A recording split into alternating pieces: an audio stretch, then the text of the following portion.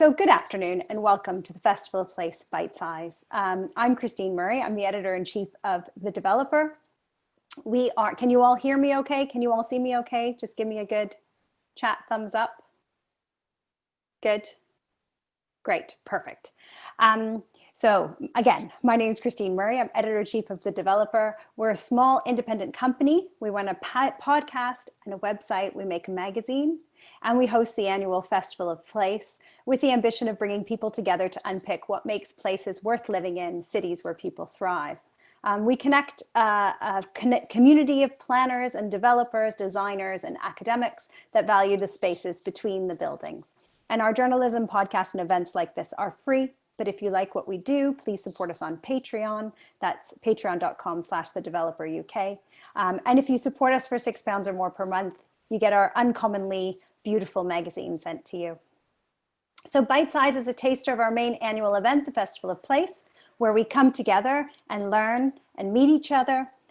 So this normally takes place in July, but this year it's taking place for obvious reasons on the 13th of November. So save the date and do check it out on festivalofplace.co.uk.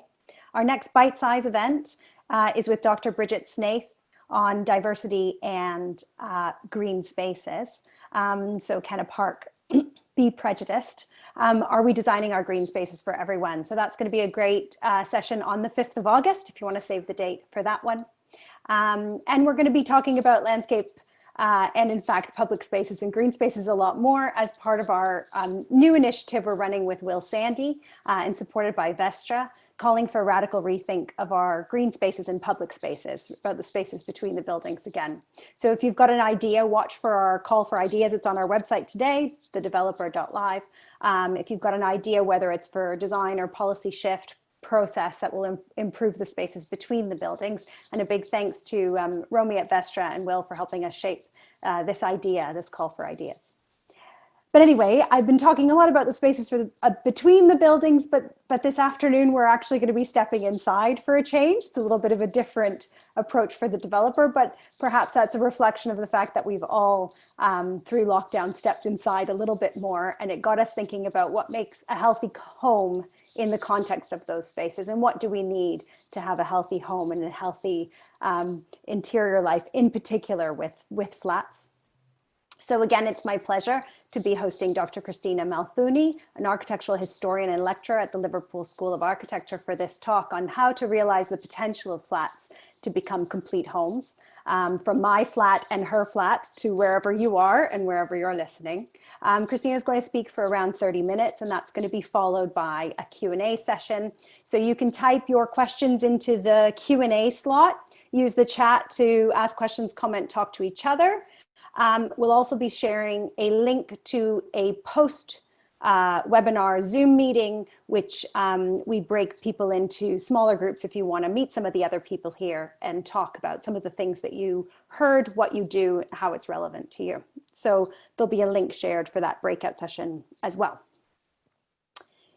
We also have a poll, which is going to pop up at some point. We actually have two polls, but that's what I was doing when I had my screen down because I'd forgotten to create the poll. But anyway, the first poll is ready. The second poll will be ready. And so watch for that. That's going to pop up. We've got a couple questions for you. So Dr. Christina Malathouni is an architect and architectural historian. She's currently a lecturer at the University of Liverpool School of Architecture. She qualified and practiced as an architect in Greece after graduating from the School of Architecture at the National Technical University of Athens. She completed her postgraduate studies and PhD at the Bartlett and has worked in the heritage sector, specializing in 20th century architecture. One of her most controversial heritage cases was Preston Bus Station in Lancashire, for which she researched and wrote the third and successful listing application. Christina is currently researching 20th century medical architecture and is writing a book on public mental health facilities in post-war Britain. Today, she's going to apply that knowledge around healthcare and modernist heritage, but around healthcare and mental health facilities to look at the evidence-based design of medical architecture and apply that to what healthy apartment living could look like, especially in this new normal, post-pandemic new normal. So Christina, I'm super interested in learning about this. Thank you for your time today. I'm going to hand over to you now. So here's where I do my technical prowess. Thank you. Thank you very much, Christine. Thank you for the invitation, and thank you everyone for joining. I'll make a few confessions to start with. This is more or less reflections on, as we're going through the crisis all together. There's a lot of my professional background, but also personal experiences. I do live in a flat, as Christine mentioned, and I have lived in flats most of my life. So the recent lockdown has been a major challenge, reflecting on experiences here and back in Greece, where I grew up and did my first degree. And there are major differences. So this is going to be, as I said, it's a work in progress. We're thinking of putting a research project together, but this is not something advanced. And I hope you get something out of it. Do ask questions, challenge us as much as you like. It will be particularly interesting for all of us. So if I share my screen, and I hope I'll do that correctly. Hold on a minute. Share screen. Here we are.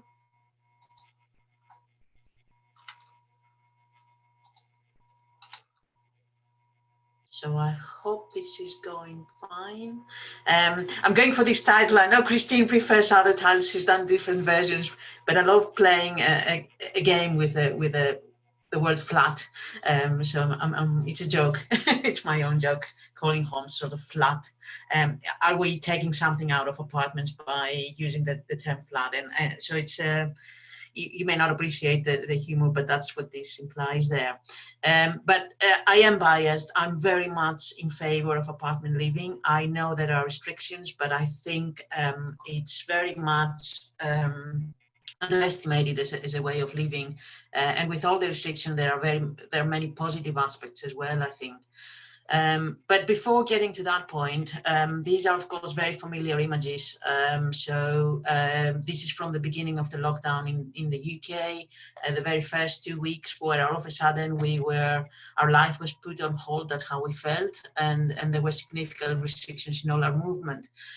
So although we do know a lot of things about restrictions within our, urban context or other amenities in our neighborhoods, all of a sudden, we had to stay at home and do everything from home. We were only allowed to go out once a day just for exercise. You were not even allowed to go to the park and sunbathe. And we all know the weather was ironically excellent, which is quite a farce considering the weather now, I would say. But anyway, this is the conditions we found ourselves. And all of a sudden, homes took on a much more central role in our lives. Homes, I think, for me, are always important, but they took on additional functions. We had to work from home. Children had to do, the whole school experience from home, and more extreme cases like the photograph to the right, where we put outdoors, activities at our homes, which are more or less probably temporary, but other things are probably going to last longer. But of course, we all know the big challenge was outdoor space. And in the UK, because whatever happens with apartments, there is still this saying that an Englishman's home is his castle. So gardens are very precious. And of course, they are amazing assets. But the big question, of course, is what happens for those who do not have gardens. And of course, I'm aware this is not the case just for apartments. There are a lot of houses that don't necessarily have gardens. But apartments is the most obvious, I think, challenged kind of living. And I will argue that in the UK, we are behind in terms of what apartments can do. And we are behind not because the whole sector is behind or technical aspects are behind, but because there is still prejudice against apartment living. And we can't catch up, and I think we need to catch up, because everybody knows about urbanization, and if we want to have open spaces, we have to use apartment buildings. I think they are a positive, collectively thinking, they are a positive form to create a domestic environment. We've seen from other countries, Italy, the first country that suffered really from this pandemic in Europe. And we were seeing these images in our televisions or online sort of media. about how people were supporting each other and creating a very strong sense of community by getting out on their balconies. And for me, that's a very familiar image. This is what I've grown up with. This is nothing novel in those pictures. I feel like it could be in Greece anywhere, and it's not an exception. It's the norm in most urban centers, in particular. And then, of course, this is going way further. Gradually, we would see these images across all kinds of different media from all over the world. So very, apartments nowadays are not in any way sort of restricted to a particular sort of national context or a particular cultural context. How modern architecture evolved, we went through the phase of the international style, and this has indeed become embedded around the world. This is a globalized form of domestic architecture. So these are images from all over the world. I haven't put the countries there, but they are from Panama and India and everywhere around the world. But there are negative aspects as well, and I can understand to a great degree the prejudice against apartment building. But what I'm trying to do today is to put things in a little bit of perspective in terms of how things started, what are the positive aspects of what we can have with apartments, and where things get wrong. And that's where things get wrong. It's not an inherent problem of this kind of building typology. So one of the most notorious examples, of course, Ronan Point, 1968, major failure in terms of construction, lives lost very quickly, very soon after completion. So clearly a very, very problematic case. And one of the other most notorious international examples, this major, massive public housing complex in St. Louis, completed in 1956, caught in the middle of a lot of racial sort of issues as well, in terms of segregation or mixing different communities, how the reality turned out. I'm totally against any kind of determinism when it comes to architecture. So any direct link between architectural forms, architectural types, and social problems, I very strongly believe that such a connection doesn't exist. And I will show another example. There are connections between social issues and architecture and the built environment in general, that's for sure, but the lines are not direct and they're not clear. And we have to dig much deeper to identify the real issues when there are problems. So it's not a direct connection. This is modern architecture, this is mass housing, therefore there are social problems. What happened with this and how it's so notorious: within 15 years, most of the buildings were empty, social problems massive. If I were to see the image to the left without any context, without knowing where it is, for me, that's a standard flat. What's wrong with that?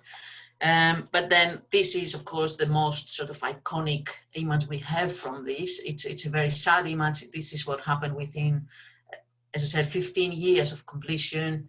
Effectively, the whole complex was demolished, and we have an architectural historian who is very famous, sadly died very, very recently, Charles Jenks, talking about postmodernism, so very much critiquing sort of, not just critiquing, actually being very critical of modern architecture, and he uses this as the moment he says modern architecture died. We will not go down that path. It's a very long discussion about whether we still are in modern architecture or postmodern or wherever we are. But the fact is that these buildings, this kind of architecture continues today. The influence is there. And this is where, if you bear with me before going to the connection to health and what's happening today, just to throw reminders to the majority, I would think, of you, because you will know this kind of things, but for some people they may be new. So I'm using examples of key modern buildings in terms of housing, and also a little bit about urbanism, because this is how this kind of approach to architecture and to mass housing started. And it continues to be influential today. I'm using a lot by a very famous architect, Le Corbusier. Again, the vast majority of you will know of him. He is controversial as well. A lot of his work has been found to have shortcomings, but the fact that he's influential cannot be questioned. I think he's immensely influential in all aspects of his work. So these, I would like you to pay attention to the date, 1922. We are in 2020. We're talking about a century back. And this is what he's designing. He's designing an apartment building, effectively. And the critical thing for me is that he incorporates a private outdoor space, very substantial private outdoor space. So yes, we have to have higher density. We have to put people in buildings where they're not single family detached houses, but they do have this luxury. And I'm using the word luxury not as something that is an add-on and it can be dismissed, but as an asset, a really positive asset for everybody's life, a luxury that one must have. So for our lives to be a positive experience and not simply surviving, merely surviving, only just. So 1922, this design is 1922.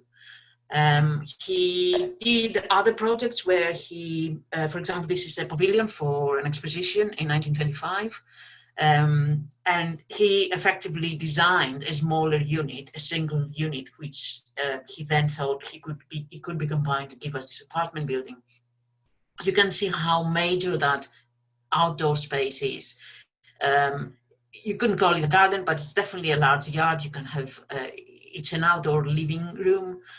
There's a tree in the left image where you can see very clearly the tree, but you can see the hole in the roof. Of course, that wouldn't be if you start stacking them up.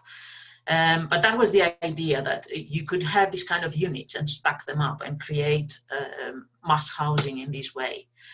There are private villas. There we go.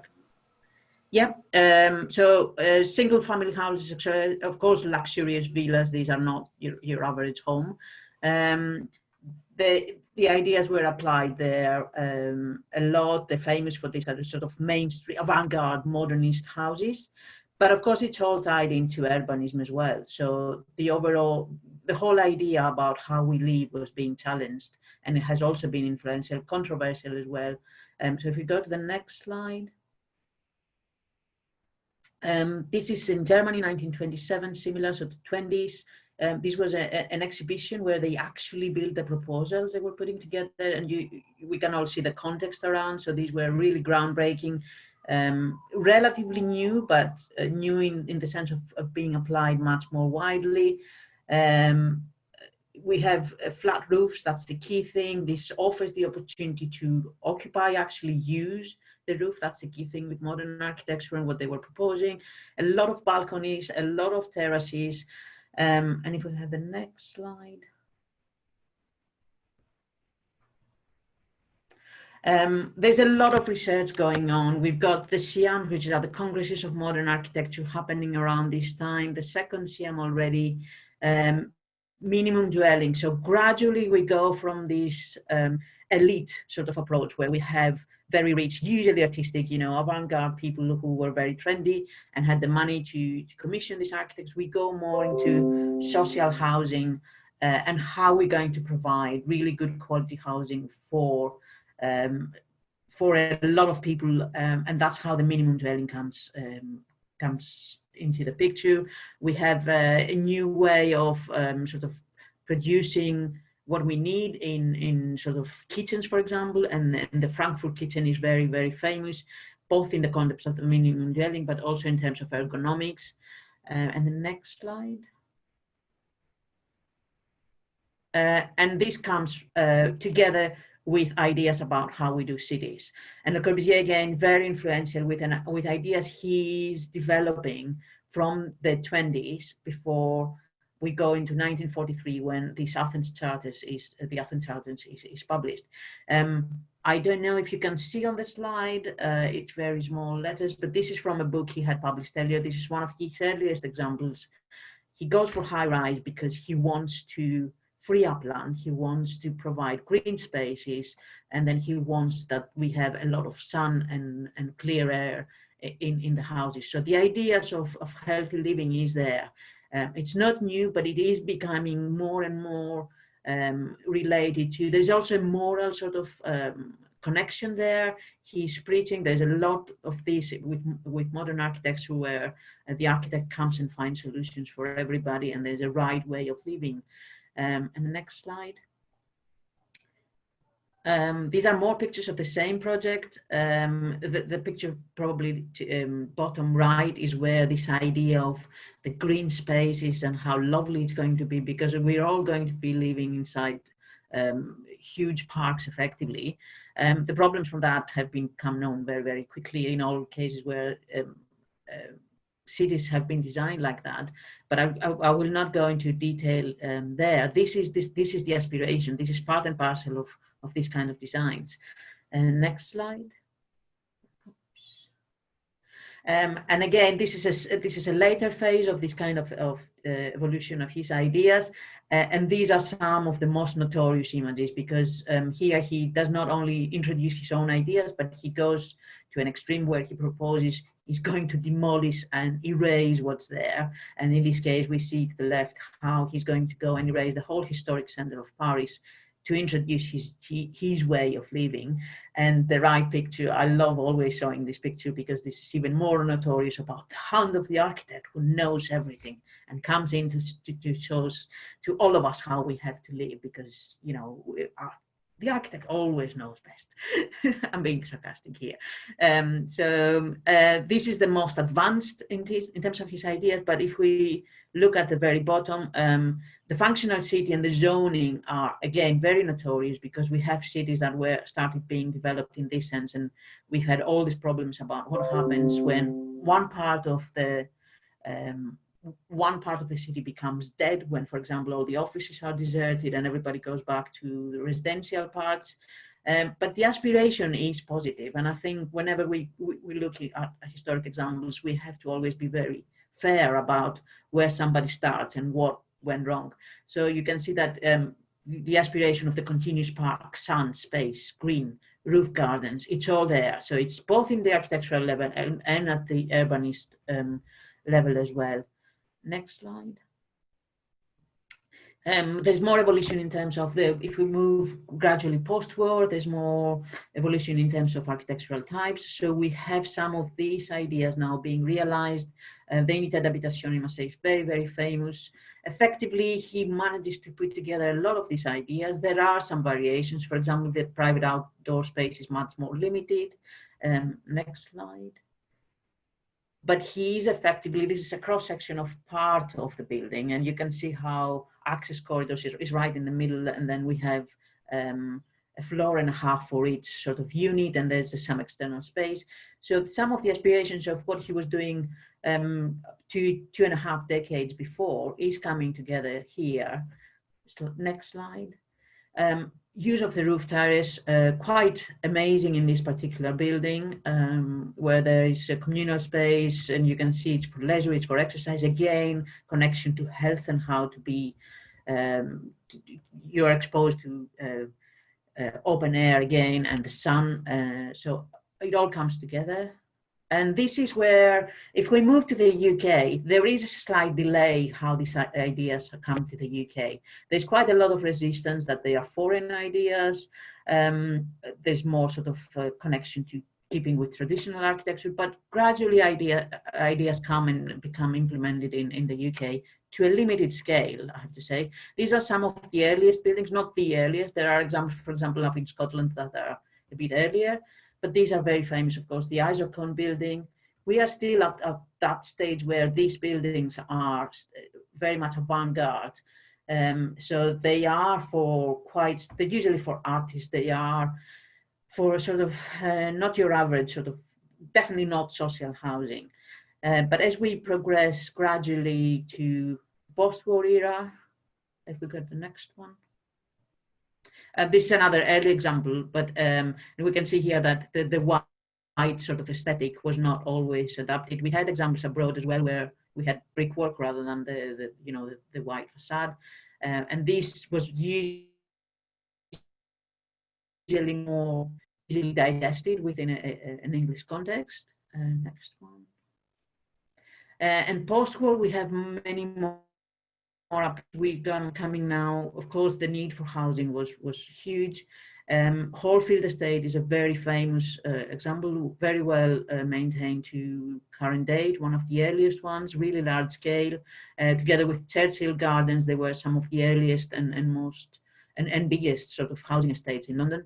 Very much influence. You can see the influence directly from ideas that Le Corbusier was putting together. We've got the park, and the same with Roehampton and Alton East. You can see the similarities to the Unité d'Habitation, different typologies. We've got them sort of closer to towers, although it's not really high rise, and then different typology for sort of elderly residents, sort of the little bungalows. Next one. And this is the example I usually bring when I'm talking against determinism, because then we go to the Barbican. So whatever anyone may ever have to say about social housing, and that it's this question of mass housing or the scale of buildings that causes social problems. I always bring the Barbican as an example, where you can see different conditions in terms of management, in terms of the immediate context, and this is not a compromise. This is a very desirable sort of area where people, if they can afford it, they really want to live there. Next image. And of course, what happens is not just the design of the building themselves, but what happens on the ground as well. So the landscaping, how this is maintained, how this is managed, this is very, very important. And we also have high rise in the Barbican, which again challenges this question about high rise and being sort of linked to social problems and issues that go beyond architecture. This is, I'm studying there because we already by early post-war period, we have challenges to this kind of urbanism. So we've got Alison and Peter Smithson here, early 50s, talking about again the house, the street, this kind of connections and how these matter. And if we go to the next one, there have been examples where we've got these streets in the sky. So we've got different kind of approaches to where the urban and the architectural come together. And we've got, rather than sort of isolated buildings, we've got these mega structures, and we do have connections across flats that become streets in the sky. This is a little what's happening to the building. Yes, that's Park Hill, indeed. This is what's happened more recently. And of course, another very, very famous example by Alison and Peter Smithson, Robin Hood Gardens. Whatever, you can see the little collage there with the streets in the sky. Next one. And images from when the building was completed to more recent, about 10 years ago, the pictures to the right, how these streets in the sky actually work, how people meet their neighbors, they have a chat. And whatever the maintenance, I will always bring that up. How we deal with these buildings, how we manage them, how we maintain them matters a lot about perceptions. Next one. And of course, we know Robin Hood Gardens, that the battle there was lost and the building was lost. And I put the slide to the right because if we forget how dirty, for example, the concrete is in Robin Hood Gardens, the image with the open space in the middle, the image with those streets in the sky and the buildings that are being now gradually being built on site for housing, I would question whether, apart from the fact that the new materials are new and they're still glossy and lovely and shiny, the quality of living actually is very questionable. Two more examples, and then I'll move on to this argument about how we can learn from different areas of architecture. So very successful similar project a little bit later, biker housing up in Newcastle. And we can see again the open decks, both for access and open sort of little areas where you can sit, you can have your planting, you can have, you can rest, you can use it both a little bit as a semi-private outdoor space. And the next one. And of course, Alexandra Road, different in terms of, it's not, well, high rises in all of these is very difficult, apart from the tower blocks, it's very difficult to use this, but definitely this is not high rise. The sense of the street and how it takes together aspects from English architectures, for example, the terraced house, it's not terraced house, but the continuity of the building and how the street is constructed. And the next one, and a very positive way in how private outdoor space is provided here. So that's the point where I'm going to move to this argument where I'm connecting what I'm doing at the moment. So this is just one image. This is a mid-1950s building by Powell and Moya. It's lost, it has been lost. It's an admission and treatment unit, and it was in a psychiatric hospital, Fairmile.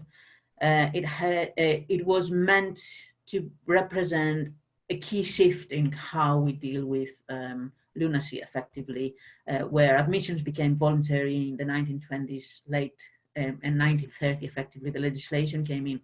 So when I started this research, the big question for me was, apart from the fact that there are very few facts known, they have been completely dismissed, they have been ignored.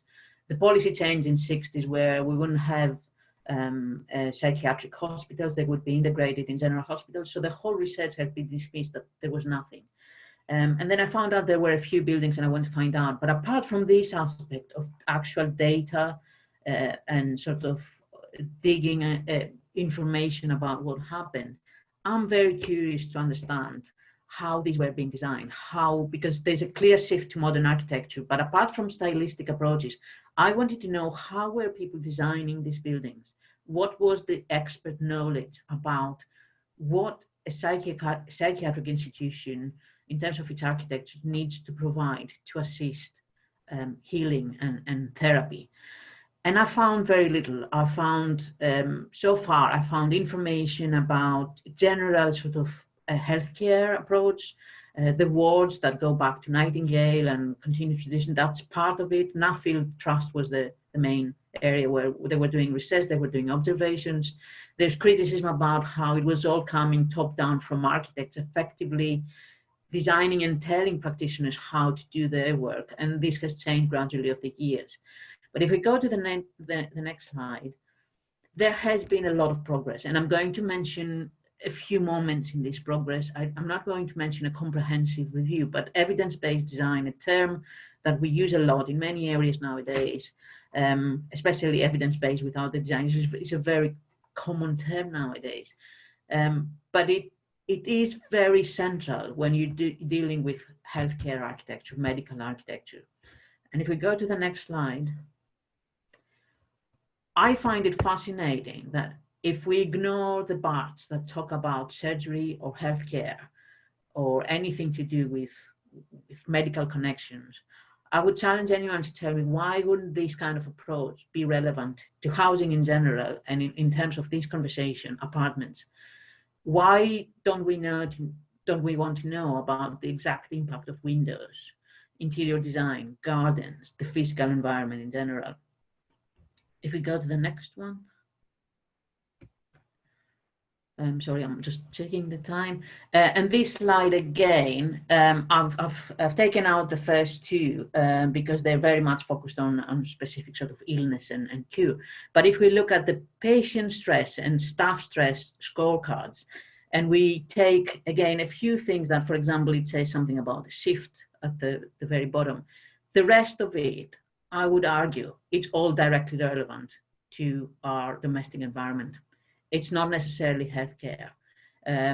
Don't we want to reduce stress every day in our lives as we go by and we have to do numerous different tasks and we have to face numerous different challenges, whether it's lockdown or not?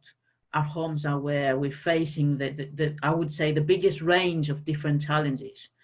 If we go to the next one. There's been even more progress from the 1990s. We've got neuroscience. There have been direct connection to architecture. There is, for example, this one center, the Academy of Neuroscience for Architecture. So we're learning even more about how to relate the built environment with how we understand the world, how it has impact on us. Next one. And again, this is not for apartments or for residential, but if we go to these kind of steps, how to bring in this evidence base with how we design houses, whether they are houses as such or a sort of mass housing and apartments. We need to be able to convert need for information into answerable questions. We need best evidence. We need to check them for validity and applicability. We need to know the unique biology, values, and circumstances. It wouldn't be the patient here, it would be the resident. And then, of course, evaluate effectiveness and efficiency and see ways for improvement. Next one. And I will argue here that what they suggest there, that we need to do more because they are important decisions. The same applies to anything to do with domestic architecture and residential sort of buildings. There has been a lot of research that relates more directly to open spaces. For example, this is one group. They focus on specific areas. They don't include residential, but I would argue this is something that, you know, other people may be doing, but we definitely have to do. Next one. And of course, this is knowledge now that is widely available, the connection between open space and mental health, physical health as well, but mental health very much. So the Royal Horticultural Society has initiatives already in place. They collaborate with the NHS, there's social prescribing. Next one. We have seen a lot of initiatives that take us outside the home and offer opportunities to be outdoors, whether it's pocket parks, which are very, very much promoted, and I would say this is definitely a very positive move. Allotments have been very well received and are very much their popularity up. And this is just images from a tweet I just came by the other day by chance, but I find these images fascinating. And I don't know the full context of each one, and they vary, they range across, the range is over several decades and in different countries. But I would say it's not about the same argument I'm trying to put with apartments, is that it doesn't only have to be about leisure, it doesn't only have to be about exercise, it doesn't only have to be about uses that we don't normally accommodate within homes and within buildings. And I think these pictures for me, perhaps it's just me, but I think it's our collective memories a little bit short-lived, and we forget how things have already been done. And the next one. So now a little bit back to reality and a little bit back to personal experiences. So when I was looking for an apartment here in Liverpool, I visited quite a few apartment blocks and I was getting desperate, I have to say. This one, for instance, I would never live there, and I don't live there, of course. It's in a most desirable location. It's very close to the river. All you have in front of you is just some car parking, a green area, and then you've got the river in front of you. But you have to live in flats with small windows, absolutely no private outdoor space, and the layout also I would question. And next one. More examples again where perhaps the design is slightly better, but you can see most of the flats have a little bit of a Juliet balcony. Some in the corner have this triangular balcony. This is the one I'm going to come back again because interestingly enough, someone living there has written about the balcony over lockdown. Next one. More recent examples, newer buildings sort of in Liverpool city centre. You can see the introduction, a little bit of private outdoor space, but so minimal. It really takes me back 4 decades in examples I've seen in other cities in continental Europe. So very, very limited, positive move, I would say. More sort of high rise. Don't be fooled by those open sort of, they look like balconies. They don't come off in private flats. I don't know whether people go out and actually use them, but they come off the landings. Next one. Similar to the first example, again in Liverpool, facing Sefton Park, one of the most wonderful parks, not just in Liverpool, everywhere. Grade 2 star, I think, listed. A fantastic park, and these flats, all these flats don't have outdoor space. They have some small windows facing the park. Next one. And this is a very personal image because that's from my flat.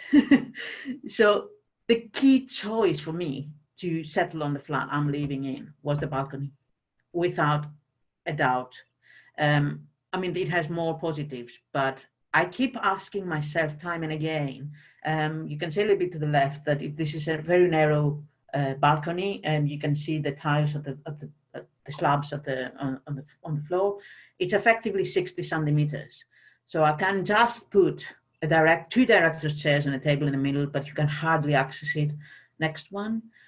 I have in the end given up, and I'm using it as my little garden where I'm doing planting. And this year I'm venturing into growing my own. So I've sort of I've given up a little bit on using it to sit outside. I keep asking myself, I've been here for about 5 years, what would the cost have been to extend it 60 centimeters out with a cantilever and bring the door 60 centimeters in, and then you have about 180 width for this balcony, and it becomes really an outdoor living space. But I would argue the cost would be minimal, but the value you would be arguing to this flat would be massive. Next one. And this is where I come from. So this is my parents' flat in Athens. It's nothing exceptional. It's not in an expensive neighborhood. It's not designed by an architect, I don't think. It's sort of run-of-the-mill apartment block with flats that range between 2 or 3 bedrooms. Very, very average family sort of environment. The balcony, there are 2 balconies already in the flat. One you can tell is more or less more service area, and the other one is more sort of a living. It's a proper living room, an outdoor living room. You can have a table, you can have chairs, you can have 4, 5, 6 people there. You can do your planning, you can have your clothes drying outside, not using dryers, not drying your clothes inside your flat. Next one. Next one. This is again images about my parents' planning. Oh, previous one, sorry.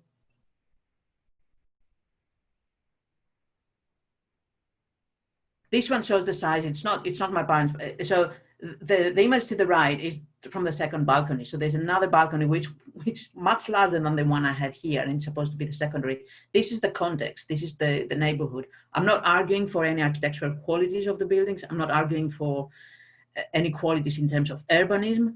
But when it comes down to the unit, living in an apartment, but living in what feels like a home, not a temporary solution, not a compromise. Yes, it's not a house, it doesn't have a garden, but it is a home. It's a family home. Next one. Next one, please. This is from the outside. Yeah, so this is an image, I took it from Street View. I didn't have any images with me, but this is, if you just walk around the neighborhood, this is what you see. So this is the most common image you see. The balcony is not a luxury as sort of the exceptional thing. The balcony is a given. You need to have a balcony. You have flats, you have balconies, extensive balconies. People plant them, people live out there. I've heard a number of times arguments about how the climate is colder, and I know the climate is getting warmer in the UK, but I would say if it is that we don't have balconies because the climate is cold, then why do we have gardens? Not everybody is a keen gardener. So there is the need of having outdoor space, whether you're in a house or you're in an apartment. And technically, it's not an innovation. Next one. This is the article. This is the example I saw here in Liverpool. And there's this group, it's a community interest group, Engage Liverpool. And this lady lives in one of these flats, and she wrote this article, which I came across. There are a number of people dealing with this. I'm not the only one. There are a number of people who have been caught up into these images of the balconies in terms of the lockdown. She's similar. She says her partner is from continental Europe, and where they're looking for a flat, he would not negotiate whether the flat would have a balcony, where she would say, I need a bathtub.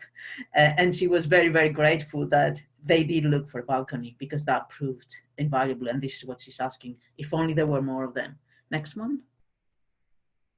At a higher level, as I said, I'm very much interested to do a research project on that, but there are other people doing that. ETH Zurich is one of the leading architectural departments in the world, in Zurich, clearly. And they're looking into that. It's not shown into this slide, into this sort of the web page, but I've heard them discussing this, and they're looking into making a research project where the balcony becomes what at some point was the bathroom. So how essential is bathroom within a residential unit? how is it something that's not negotiable? Their argument is that the balcony will become this new non-negotiable attribute for a flat. Next one. And this is where I've come across fascinating research, because I found this very late after I had put all my arguments and my thinking together, and I was thinking about this whole project. And this is a lady writing about tuberculosis and how another health issue had informed how this early modern architecture was being designed. So it was taken away from medical architecture sanatoria, and where we needed the terraces, we needed people to go out and be exposed into fresh air and the sun, and how this was being introduced into how we're going to live in our individual homes. And of course, we've got the example very similar. It's a little bit later, but it's effectively the same idea developed by Le Corbusier to the left, and then another example from Edinburgh, 1934. Next one. This is simply to say the issues are not going away. I will keep shouting that this is something that we've got this kind of living for 100 years, and yet we seem to be very behind. There are positive examples, but I'm stressing a little bit the negative here, because the extent and the quantity of really bad quality apartment buildings is shocking, and it's something we have to face. So this is another research project looking at 60s and 70s, moving away from social housing, moving back to more sort of middle class, and how this kind of living is all over the world. Next slide. And the next one, because they're very similar. These are just images. The first slide is from different cities in China. This one is in Turkey, in Istanbul. Two different examples. One is social housing. The other is supposed to be more, a little bit higher class. I can't see any difference. The materiality perhaps looks a little bit more glossy in one or the other. But in terms of quality, I would question. I mean, I haven't visited the flats, but I'm questioning whether these provide any kind of quality of living. Next one. Next one. This is a really, really bad example, simply because I came across this, but this is connecting again that it's not just about individual buildings. We've experienced that with lockdown, that neighborhood matters. We know more about that. It's not about going back to ideas put forward by Le Corbusier, because we know a huge park doesn't simply work. We know more about neighborhood planning. We know more about creating walkable cities. We know more about having a lot of basic amenities within sort of, let's say, a 20-minute walk from individual houses. And the key thing for the point to the left, human scale. I think this is the one thing that is not changing. And this is the one thing that if we relate design from the individual flat to the bleak apartment building, to what's happening in the neighborhood, this is where we can get things right. And it applies to everything from internal to external. Next one. I'll make a short connection, because we had this discussion with Christine before putting this together, to heritage, and because of my background. So I'm not going to talk about statues or Black Lives Matter, although this is a thought that is coming to my mind. I'm going to talk about heritage more broadly, that it's not simply about keeping buildings or putting up statues, but for many years now, heritage has been considered in a different way. Next one, please.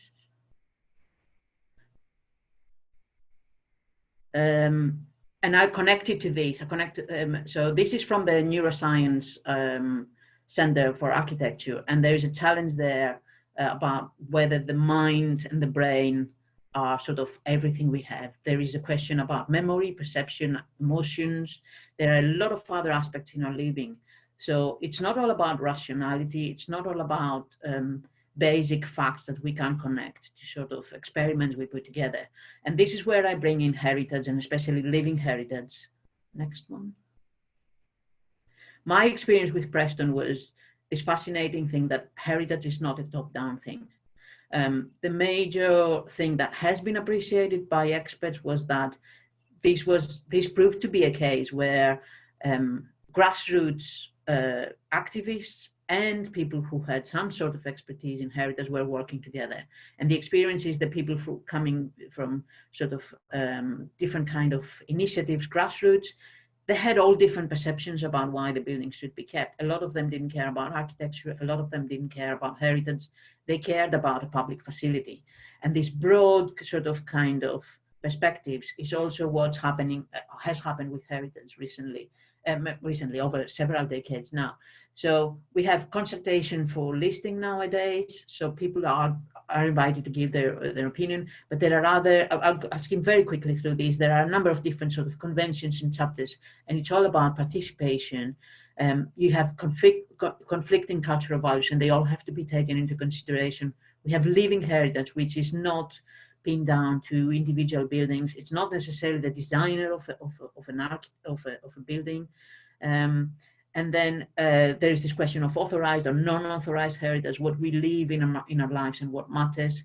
And I will also add the last point, which is not about heritage as such, but I find it very useful how we perceive ourselves and how complex we are as individuals and what different labels attached to us, sort of the historical selves of us. Next one. This is what I mean by living heritage and homes and apartments. They have to allow us to be who we want to be and who we need to be. This is not an apartment, this is not a modern building, but it's a fascinating story about this Kenyan artist who was doing all this kind of, if you see the next one, he was living in one of these terraced houses there. And what he did over several decades in his home is this. And when he died, it was left to National Trust. But this is him. This is who he is. This is being able to be who he is. Next one. And for me, that's the same about wherever we live, homes or houses or apartments, external spaces or internal spaces. We are not machines. We are not simply bed, food, work. We can do different things in gardens because that's what matters to us. We have things to celebrate. We have family to join us, friends. So whether it's a house or a flat, it has to allow for all of these. It has to allow us to be who we are. And again, this is an image, this is just from BBC when they were inviting pictures about the lockdown. And because it's so neutral and doesn't show, I love it that it's, I think homes are where we have, I said it at the beginning, we have the greatest range of experiences and challenges and joys. And this is what our homes should be doing. And this is what apartments should be doing. And outdoor space is part of that. And this is, I repeat this slide because I think these are important decisions. So whether we know the answers or we need to find the answers, this is where we are and we cannot just ignore it. And that's it. Thank you very much. I think I overran a little bit. We had also the delay. Thank you.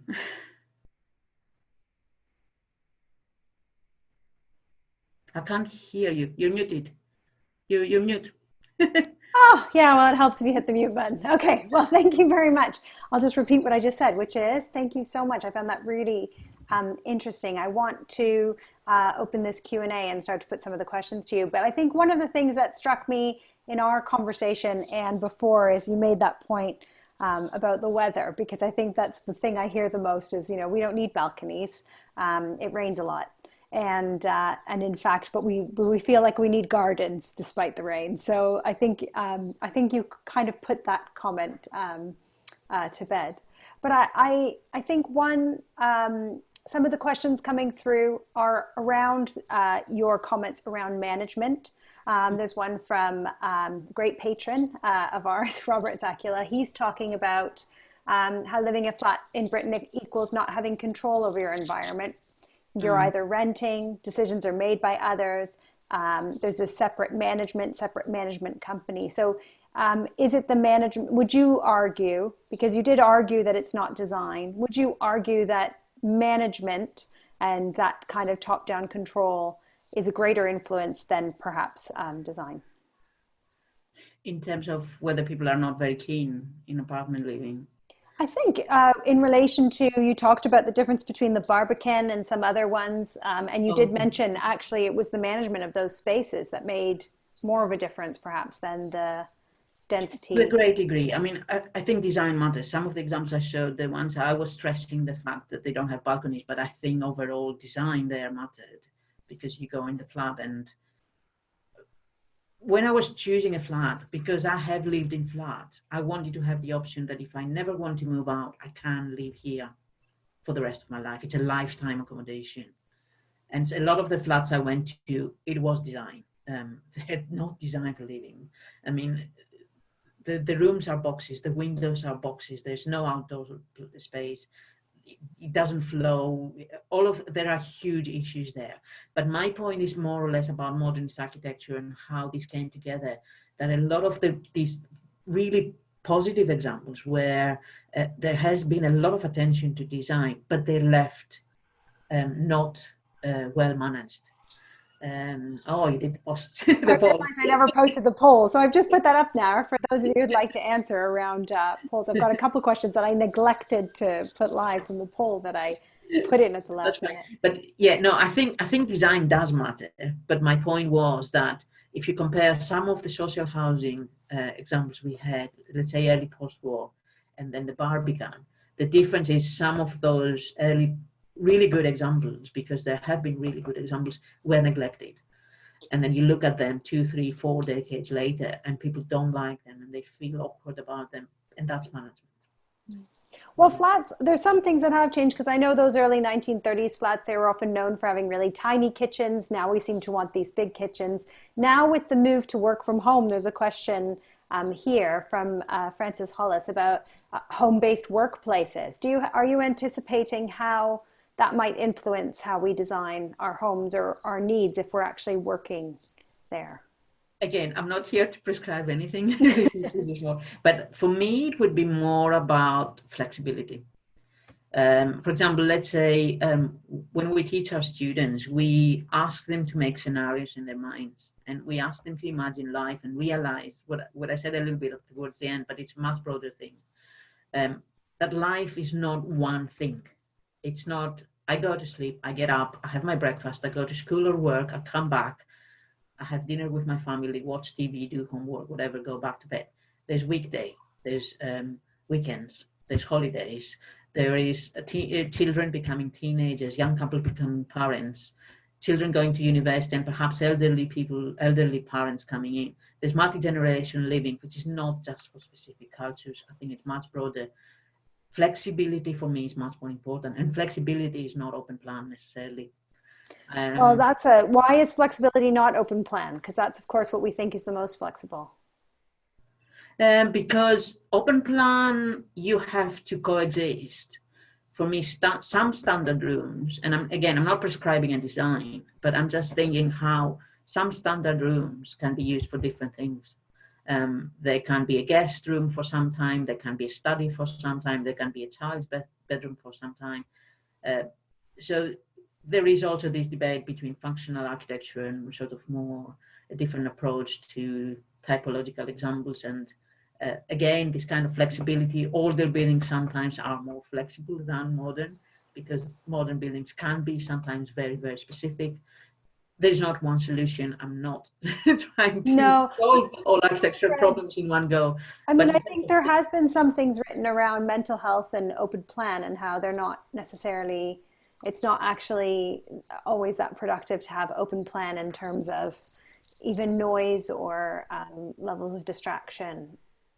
But again, even within mental health, I'm not an expert yet. I'm trying to become, well, to a degree, but one condition from another is very different. Providing, for example, opportunities to people with different conditions to socialize has very different impact. So some people really will benefit from being exposed to other people because they're coming out of whatever sort of downward spiral they're in, while other people feel more challenged. So there's not one size fit all. Oh, I want to see these. Yeah, I'm going to let you have a look at that. Central city location. There you go. Yeah, location, location, location. You guys have said is the most positive aspect, and the most negative is the lack of the private garden. Oh, really? Oh, I couldn't see that. Wow. Yeah. But also the restriction to regards to conversions and extensions, and the lots of neighbors. Yeah. Yeah, but I think that lack of a private garden is 56%. So that's a real, that's a really big Well, feeling. I will confess that the one challenge I feel living in flat, if I move out, would be for a garden. So yeah, the balcony is something I cannot live without, and I'm happy to have. I'm But launching your second poll just in case you see that pop up, because this is your post-lockdown. What would convince you to live in an apartment? So I have a feeling you might say location again, but anyway, maybe you'll surprise me. I want to ask you around. I know, there's comments about UK healthcare and how some of those are not. They haven't necessarily made some of these changes that that you mentioned. But what in your research, what are you seeing as kind of some hallmarks of mental health, and for some of those studies and research? I mean, you mentioned daylight, you mentioned views. Are there some kind of things that people should be extra mindful of in designing or looking at developing apartments? Key features that support health and well-being, maybe like are they all the very basics? Is it light, air, for views? time being, this is all I have come across. As I said, it is early days. I'm relatively early in the project, and there is difference. I'm not up to date with the most recent, but I've noticed some amazing similarities between some contemporary units that have been built here in Merseyside, and they are considered very good and really where we are up to now, to those early post-war projects. And again, this is what I find fascinating. The connection to outside space remains a priority 5-6 decades later. There is a difference in terms of safety. So while the 50s, 60s examples were more open, for example, the buildings were cruciform, but they were located not in city centers. They were located within the grounds of the old asylums. So a little bit more protected, perhaps, in this sense, that they were within bigger grounds, while nowadays the new units are more into courtyards. But the outdoor space remains absolutely key. Views, windows, a variety of spaces. So this kind of option, do you want to be with a lot of other people, or do you need a little bit more of your private space? So choice again in terms of the exact circumstances of your living. I think there's many flats where they choose one or the other, balcony or courtyard, a shared space. There's a question here around podiums and whether you think that it's a successful design in terms of a compact plant. But I think this idea of, would you rather sacrifice a small amount of internal space to have a greater courtyard?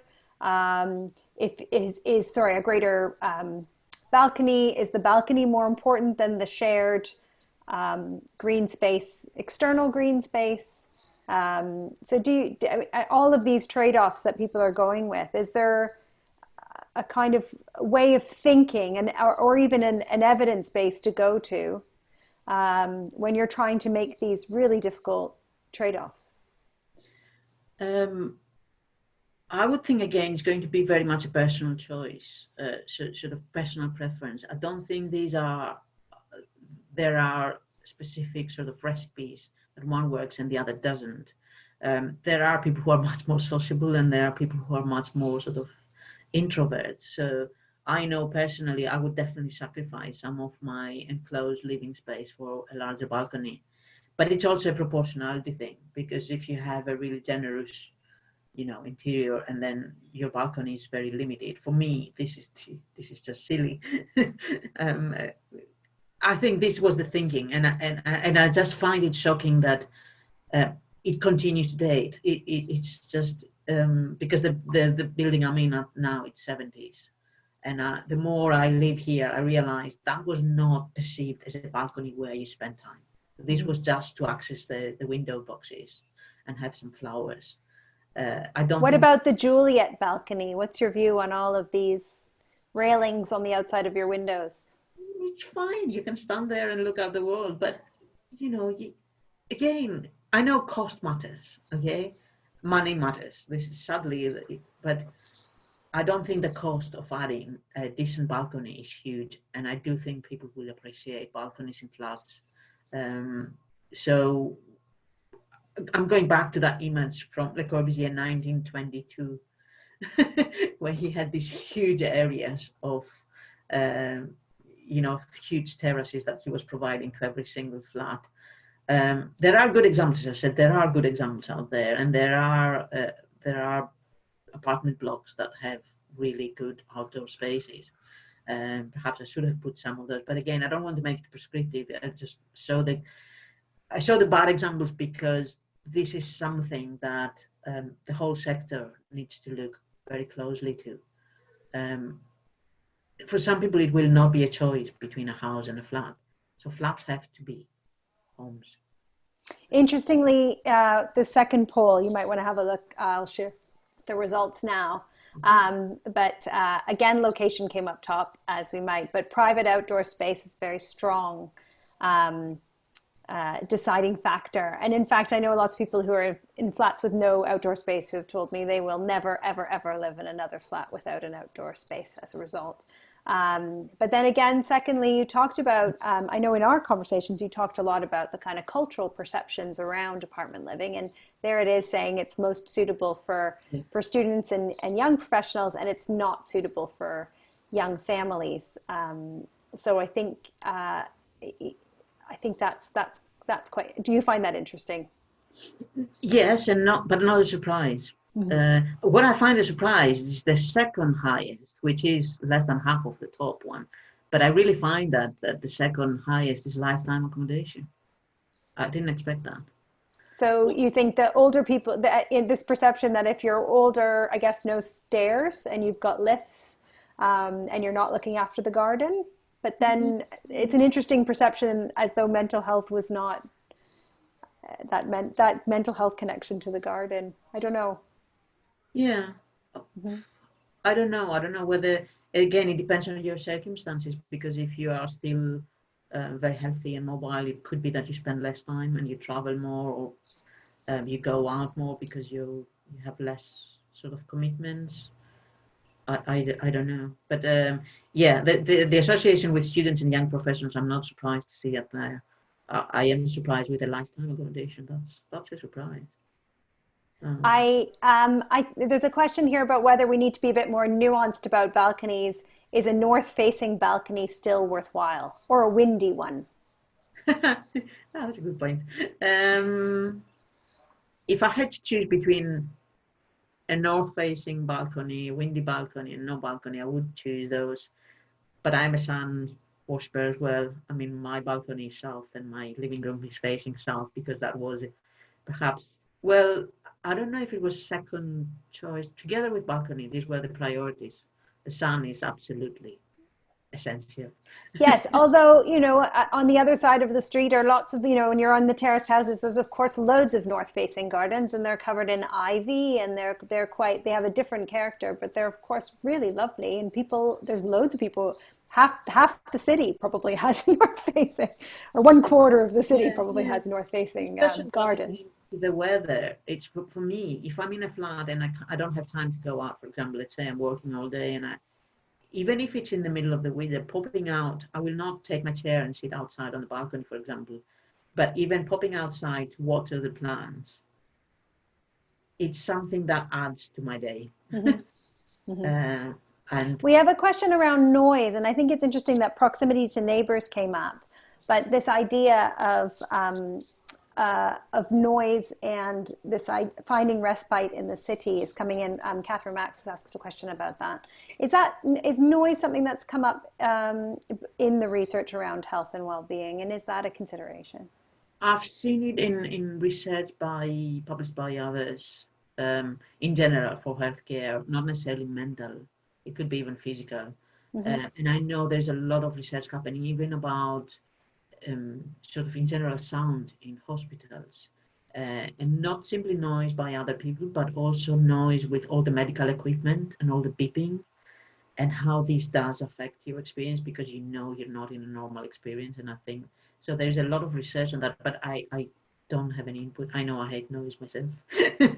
Well, beeping is Very quite a personal, but, terrifying sound, but I suppose it could be connected to what you're hearing outside, the kind of the flow of traffic, or the beeping of horns or helicopter. I know helicopters can drive you crazy in the city. There's a question here from James Milne about raising awareness about evidence-based design and that evidence-based design approach. Is that something, is that literature being shared widely enough? And if not, how do we, make it possible for some of these professionals working in environmental psychology or these neuroscientists to kind of feed in and connect to developers and architects and make that a more valued field? There is, most of the research nowadays becomes more and more open access. I mean, there is a way to go, but that's the direction of travel at the moment. I would say there would be a lot, probably secondhand, because also I don't think it's directly useful for anyone to go and read environmental psychology, because it would be, if it's really serious research, you go down to extreme detail about experiments or measurements, and I think you really need it to be sort of secondhand if you're really out in the front line designing or building. So usually I would suggest it's more through professional bodies and how they take this kind of information on board, and if they don't, putting pressure on professionals and asking those to use this kind questions. of information. I think that's the direction, that's where we're going. But it's usually, the direct connection is usually with healthcare architecture, medical architecture, but to different extents. For example, all this emphasis on the pocket parks, for example, this is based on serious research about the impact of green spaces, even blue spaces in terms of water. So there's a lot of serious research, and it has come down to applications. As I said, the pocket parks are one of them.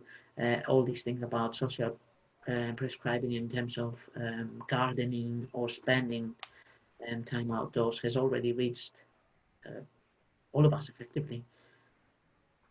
Well, I know we've kind of overrun a little bit on time, and we have a little bit of a breakout after here. I think there's just one final question I'd like to put to you from the list. And thank you everyone for your awesome questions, by the way, putting them in your great chat. I didn't get to see some of your chat because I was doing the slides and I was afraid of making a mistake. But finally, there's a question about the reputation of modernists. And you have been working in listing. I'm sure you have opinions about this. And how much has that damaged, the reputation of architects, the reputation of this kind of hand in God, and this connection between health and well-being and modernism through these demolitions, the fight over listing. So I guess the battle over our modernist heritage and its impact. It's an ongoing battle. It's interpretation to a degree. I mean, this clearly falls within this category I mentioned in passing, this authorized heritage. So it's really what we choose to preserve. So it's all, the debates are endless. I'm very much in favor of it. I can understand its limitations and that there are issues that need to be discussed and evolved. But for me, keeping buildings that exemplify different kind of approaches and how these approaches evolve over time, I always comparing to, would I be happy to lose all the collections of old books in the British Library, for instance? And no, I wouldn't. I don't care if you can digitize it. I don't care if knowledge sort of moves on. I want these early examples. I want to be able to access them. And in the same way, I don't want to see just old buildings in photographs and scans and also sort of digital visualization. I want to be able to visit them. So there is this sort of evidential value. There's so many different issues. So I think it's good, but it's not enough. And the debate carries on, and we learn more, and we change our minds, and we just discuss with each other, and we carry on, we move on. But I'm very much in favor. I don't think it's it's a faultless approach, and I don't think it's perfect, but I think the positives definitely outweigh the negatives. Well, and we have a very compelling reason to save the embodied carbon now. Yeah. Make use of whatever we've got. So that just leaves me to thank you very much for sharing all of this with us today. I think we made it through the technical difficulties, and I was really interested in everything you have to say. If anyone wants to come for a quick chat at the breakout session, I'm going to share that now. Oh, sorry, I made my screen disappear. And then I guess you can, I've just shared it. So, and you can join us at our next Bite Size. But thank you very much. Thank you very much. And I'm sure there'd be a big round of applause, but there's just me, so I'll do that. And thank you. And thank you everyone for coming in for your questions, and I'll see you at the next Bite Size. Thank you for inviting me, and thank you everyone for coming and for questions. Thank you.